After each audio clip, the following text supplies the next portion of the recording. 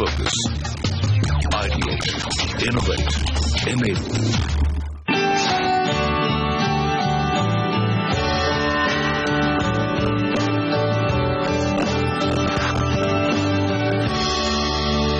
नमस्कार, India real estate guide के इस खास और स्पेशल एपिसोड में आपका स्वागत है।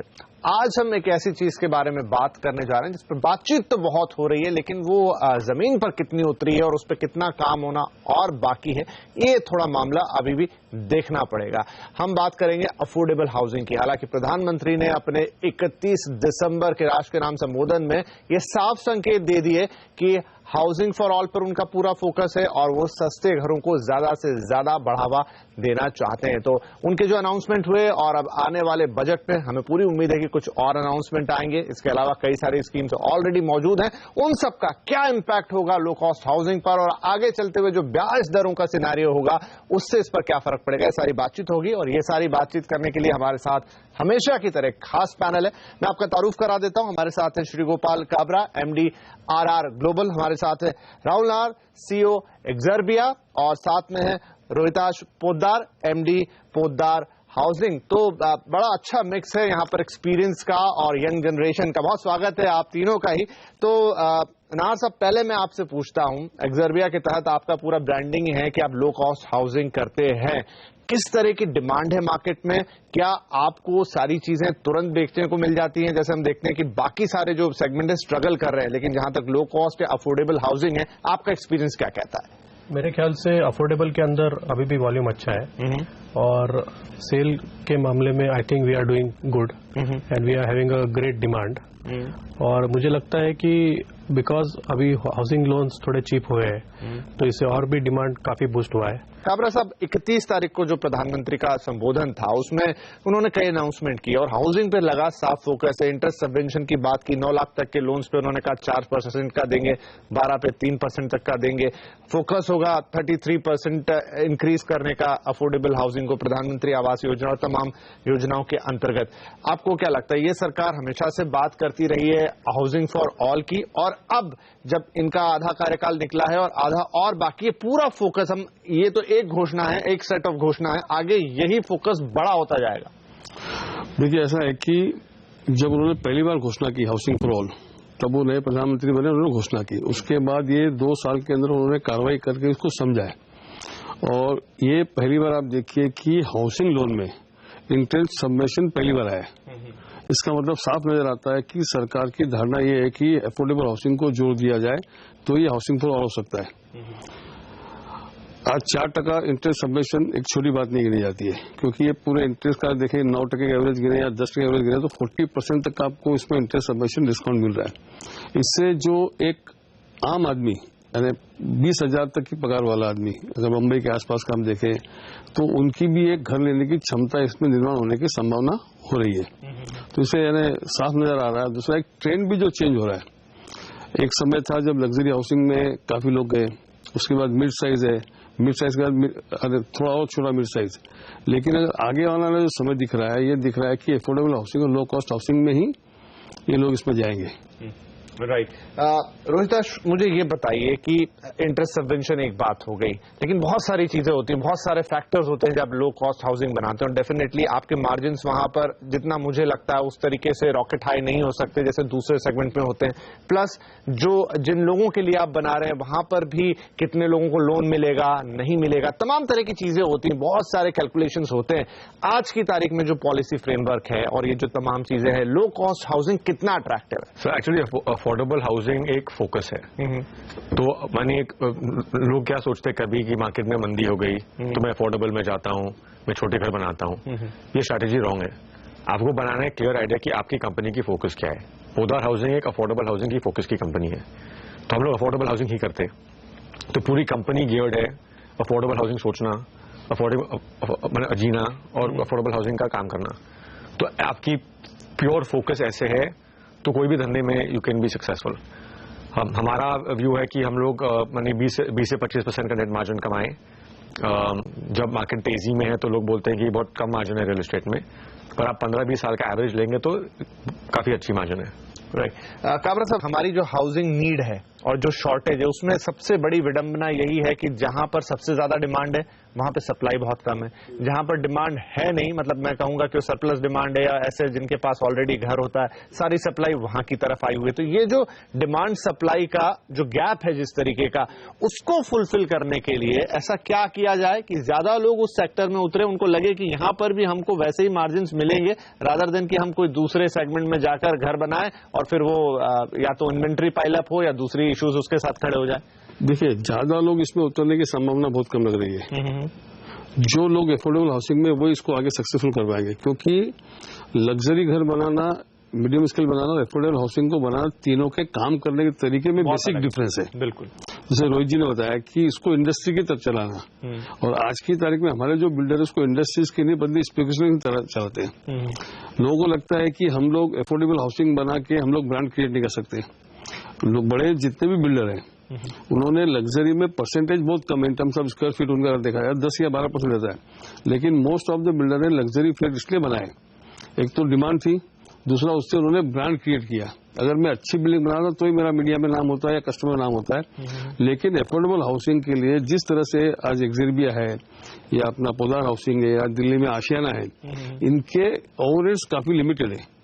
और बाकी जो बिल्डर आज हमारे हैं, जो भी मित्र बंधु है, उन्होंने अपने ओवरहेड्स को इतना हाई कर दिया है कि उनके लिए जितना उनका ओवरहेड्स है उतनी मार्जिन में लोग काम करके निकल जाते हैं। तो या तो वो इसकी एक अलग तरह से कंपनी बनाई जाए, उसमें उस माइंडसेट के लोग हो कि उसको प्योरली इंडस्ट्री की तरफ चलाए, कम कॉस्ट खुद की करे और लोगों को पास ऑन करे, तो पॉसिबल है। राइट। तो राहुल मुझे बताइए, क्योंकि ये सारी चीज में जो आप जिस तरह के प्रोडक्ट में हैं, प्रोडक्ट में आपको बहुत सारी चीजों को इस तरह से मैनेज करना होता है कि अगर आप जो बात कर रहे हैं कि फैक्ट्री की तरह उसको बनाएं और चलाएं, तो उसमें ईज ऑफ डूइंग बिजनेस भी हो गया, क्योंकि हम जानते हैं कि आपके बिजनेस में बहुत सारे परमिशंस लगते हैं, उनमें डिलेज होते हैं, जमीन का एक मुद्दा होता है, एक्विजिशन है, कई बार आपको परमिशन मिलते मिलते 3-3, 4-4 साल लग जाते हैं। तो ये सारी जो सिचुएशन होती है, इसको कैसे हैंडल करते हैं और क्या यही इस चीज को अनअट्रैक्टिव बना देता है जब आप सोचते हैं कि लो कॉस्ट हाउसिंग करूं या तो फिर मैं भी लग्जरी या मिड सेगमेंट में चला जाऊं?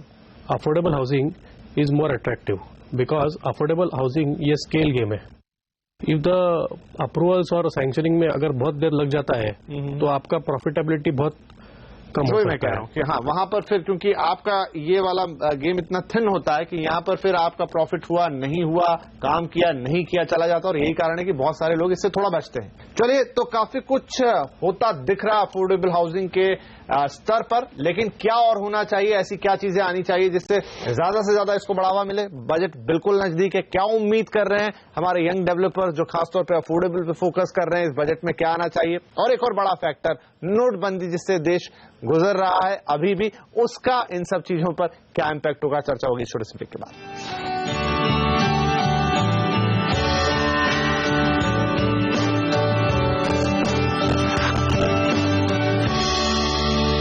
Welcome back. आप देख रहे हैं इंडिया रियल एस्टेट गाइड, और आज हम बात कर रहे हैं खास तौर पर अफोर्डेबल हाउसिंग की। किस तरीके से हाल ही में अफोर्डेबल हाउसिंग को लेकर प्रधानमंत्री की तरफ से बड़े ऐलान आए, अब उम्मीद है कि बजट में भी इस पर कुछ होगा, लगातार कुछ ना कुछ आता रहेगा। तो कितना अट्रैक्टिव है अफोर्डेबल हाउसिंग और ये हमारी हाउसिंग नीड को किस हद तक पूरा कर पाएगा, क्योंकि बहुत ज्यादा डिमांड है, इस पर चर्चा लगातार जारी है। हमारे एक्सपर्ट्स हमारे साथ बने हुए हैं। रोहिताश, आप मुझे बताइए, क्या बजट आने वाला है? बजट से हर साल बड़ी उम्मीदें रहती हैं, अभी हाल ही में प्राइम मिनिस्टर ने ऐलान तो कर दिए इंटरेस्ट सबवेंशन के। बजट में आप उम्मीद कर रहे हैं कि कुछ और चीजें आ जाएं जिससे आपका काम ज्यादा बेहतर हो, आप अपना जो एक एम लेकर चल रहे हैं उसमें सक्सेसफुल हो, ज्यादा से ज्यादा लोगों को घर मिल पाए, वो भी सस्ते घर? हाँ जी, बजट से उम्मीद काफी है, क्योंकि पूरी गवर्नमेंट की मशीनरी बात कर रही है कि अफोर्डेबल हाउसिंग की सप्लाई कैसे और स्पीड बने पाए। तो एक तो अफोर्डेबल हाउसिंग को इंडस्ट्री स्टेटस देना बहुत जरूरी चीज है। दूसरा, जो इंटरेस्ट सबवेंशन का लोन है वो PMAY स्कीम के द्वारा माने डायरेक्ट कस्टमर के बैंक अकाउंट में दिया जा रहा है। PMAY स्कीम को पूरे भारत में एक्सटेंड करना बहुत जरूरी है। करंटली PMAY स्कीम एक्चुअली उन्हीं म्यूनिसिपैलिटी के अंदर लागू है, और ये मेरे हिसाब से इसका इम्पैक्ट लिमिटेड होगा। अब मुंबई जैसे शहर की बात करें तो जो जमीन की कीमत है अब म्यूनिसिपल लिमिट के अंदर बहुत महंगी है, तो उसके तुरंत बाहर ग्राम पंचायत एरिया में या रीजनल प्लान के एरिया में काफी कम इन कंपैरिजन प्राइस में जमीन मिलती है। तो PMAY स्कीम को इस तरह के एरिया में एक्सटेंड करना बहुत जरूरी है, नहीं तो ये इंटरसबवेंशन का स्कीम का मतलब होएगा ही नहीं, फ्रैंकली स्पीकिंग। तीसरा चीज क्या है कि टैक्सेस को रैशनलाइज करना बहुत जरूरी है अफोर्डेबल हाउसिंग के लिए।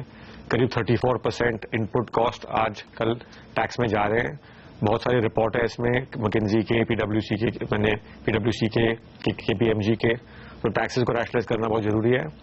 और चौथा, मैट को रिड्यूस करना जरूरी है। आज आप मैट देखिए इनकम टैक्स फ्री के हिसाब से तो ऑलमोस्ट 23% मैट है as compared to 34% for normal corporate tax. तो ये फिगर भी बहुत हाई है।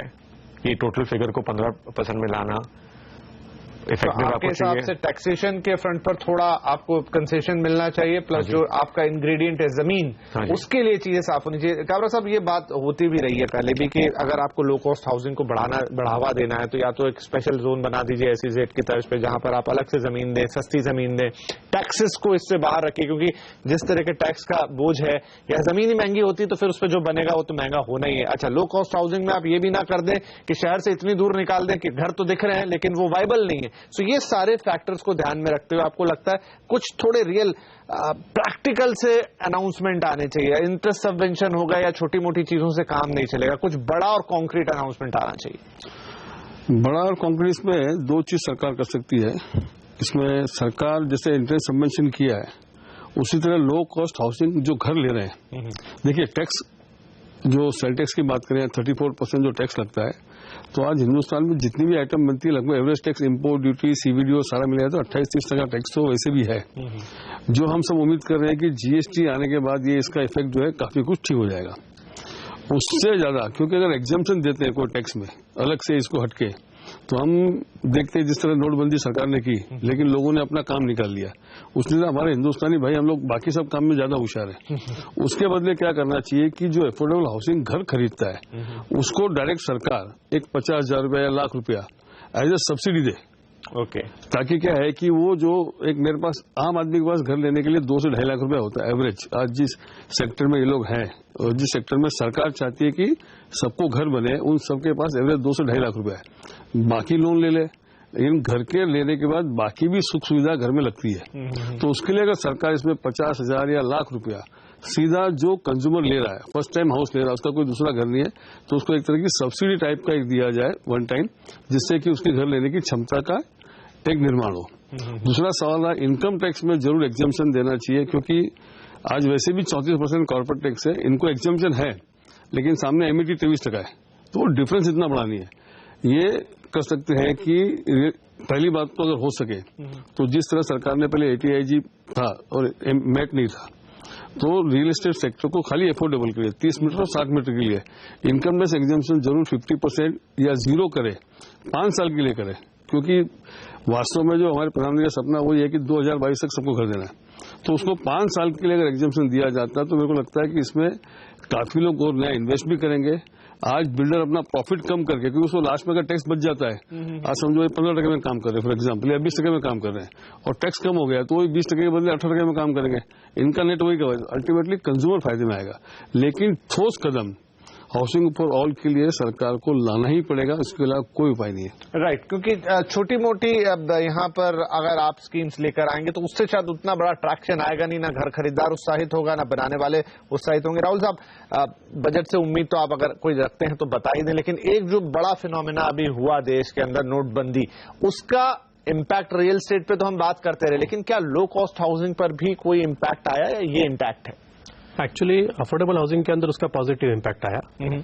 जो हमने ट्रेंड देखा कि आफ्टर डिमोनेटाइजेशन हमारा सेल बढ़ता हुआ दिख रहा है, बिकॉज नवंबर में ये डिमोनेटाइजेशन हुआ और नवंबर में एक्चुअली हमारा सेल ऊपर गया, दिसंबर में और ज्यादा ऊपर गया और अभी जनवरी में और भी ज्यादा ऊपर गया।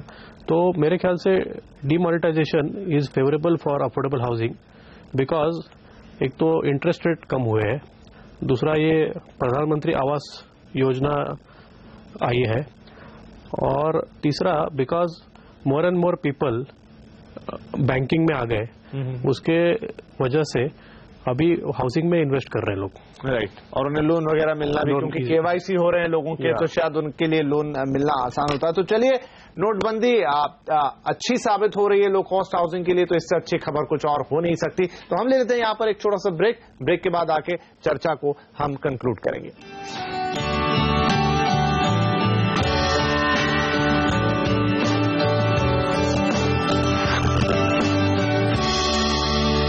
Welcome back. आप देख रहे हैं इंडिया रियल एस्टेट गाइड, जहां पर हम बात कर रहे हैं कि लो कॉस्ट हाउसिंग को बढ़ावा देने के लिए सरकार के प्रयास लगातार जारी हैं और उम्मीद बजट से भी है। नोटबंदी का भी कुछ हद तक फायदा होता हुआ दिख रहा है, लेकिन कैसे इस चीज को और आगे ले जाएं, तो आज दो ऐसे डेवलपर जो लो कॉस्ट हाउसिंग में हैं, यंग है, वो हमारे साथ है, और हमारे long time partner RR global के श्री गोपाल काबरा भी हमारे साथ हैं। काबरा साहब, एक चीज मैं ये समझना चाहता हूं कि आप लो कॉस्ट हाउसिंग को बढ़ावा देना चाहते हैं, लेकिन लो कॉस्ट हाउसिंग की डिमांड बहुत छितरी हुई है, जैसे मैं कहूं कि आपकी एक बड़ी आबादी अब माइग्रेट होकर शहर की तरफ आ रही है, आप लेकिन फिर भी कोशिश ये कर रहे हैं कि स्मार्ट सिटीज बना के उन आबादियों को दूसरी जगह फैलाया जाए, एक ही जगह उनके क्लस्टर ना बनने दिए जाएं।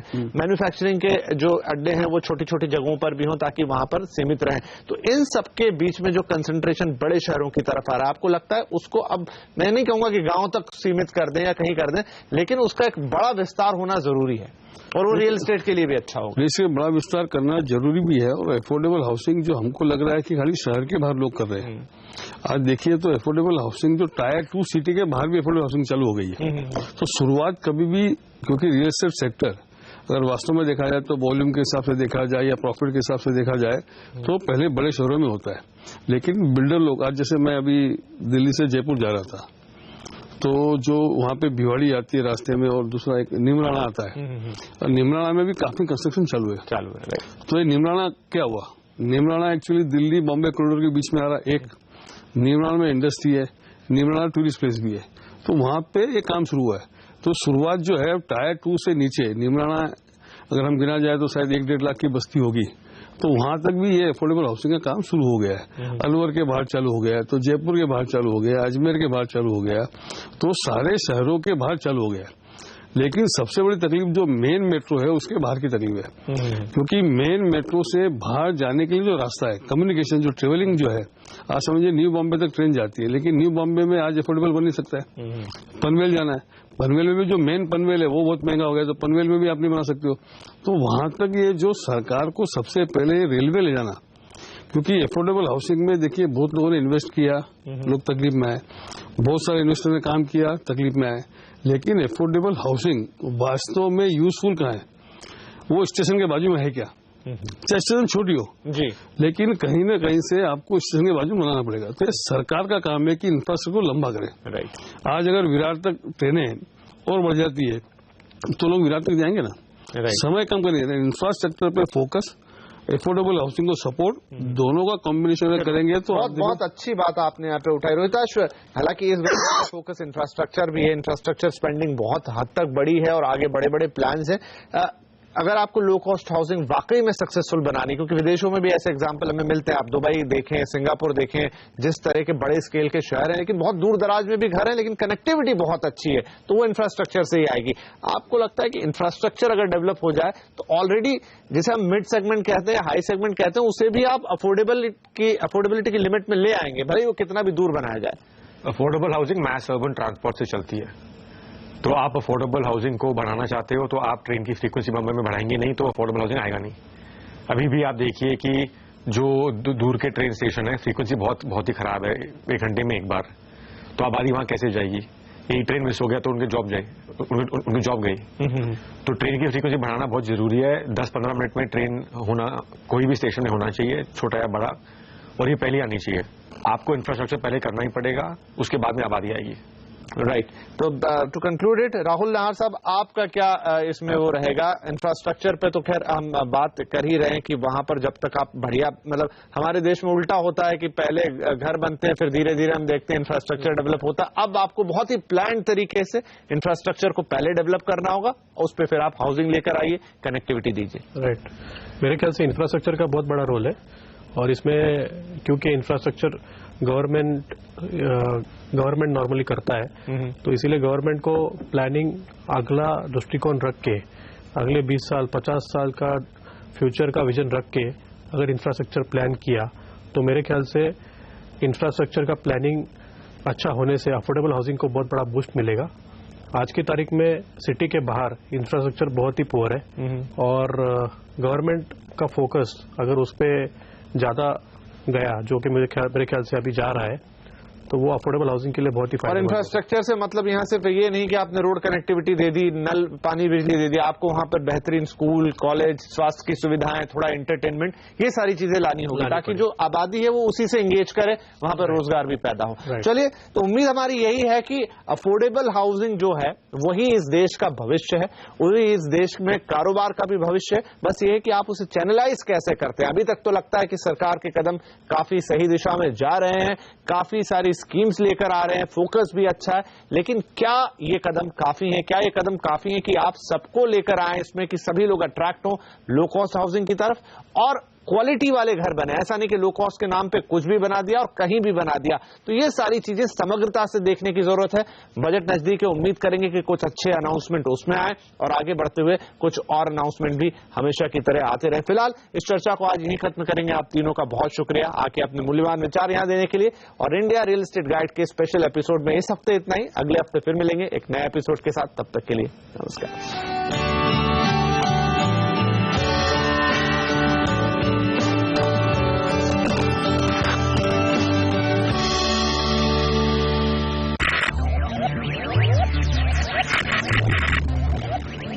Focus, ideate, innovate, enable.